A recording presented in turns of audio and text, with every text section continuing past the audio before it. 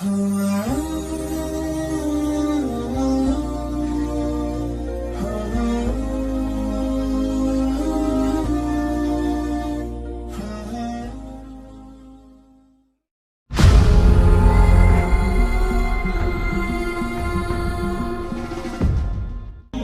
comes with two things: river and a fire. Dajjal comes with two things: a river and a fire.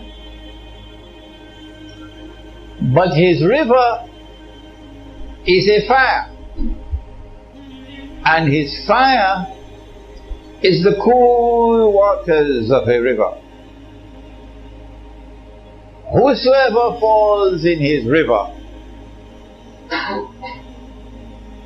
will have his load of sins increased, and whosoever falls in his fire would have his load of sins decreased. In other words, the river symbolizes Jannah, the fire symbolizes Jahannam. The river symbolizes the road to a life of plenty, to a life of ease, to a life of leisure, and the fire symbolizes a life of hardship, of suffering. So Dajjal takes the road to heaven, the road to joy and happiness and peace and pleasure, and he makes it look like the road to hell. That's not easy to do. You gotta have a PhD in deception to do that. Yeah, not easy. He takes the road to heaven and he makes it look like the road to hell. And he takes the road to hell and he makes it look like the road to heaven. And so everybody wants a US visa. There are some who will sell their mother to get a US visa, or Canadian visa, or visa for Sweden, or for Britain, or for Europe, or for Australia, or for New Zealand. That is the land of milk and honey. That is where I can get a job and make plenty money. Those are the lands of progress. Those are the lands of success. And all the cattle of the world ahead for what looks like heaven itself. I was giving a lecture in a place called Pompano Beach in Florida. And some of them in Pompano Beach might even listen to this lecture tonight. And in my lecture I was saying to them, and they're all Palestinians in Pompano Beach,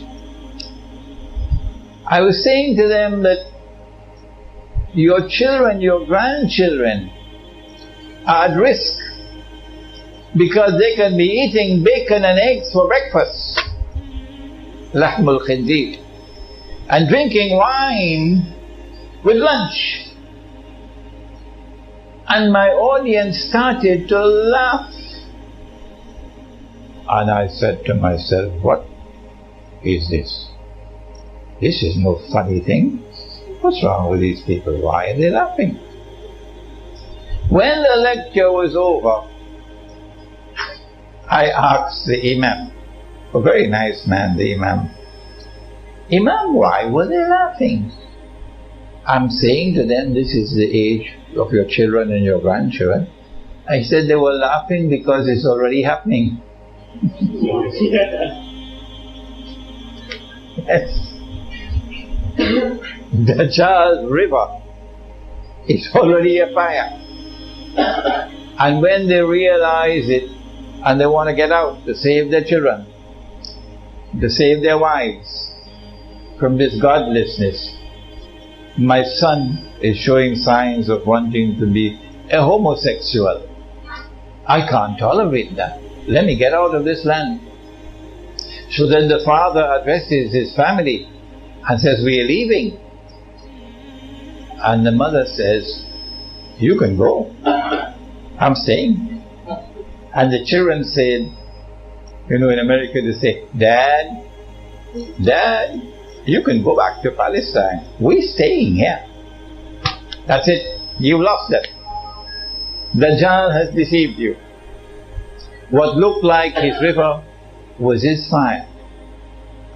And who wants to go back to Pakistan when you can live in downtown Long Island, and you can live in Manhattan and enjoy a good life? Who wants to go back to Pakistan? Who wants to go back to Egypt? Who wants to go back to Bangladesh? Who wants to go back to Indonesia? It looks like the fire over there, that's the road to hell. Nobody wants to go on the road to hell. And yet, that's the road to heaven.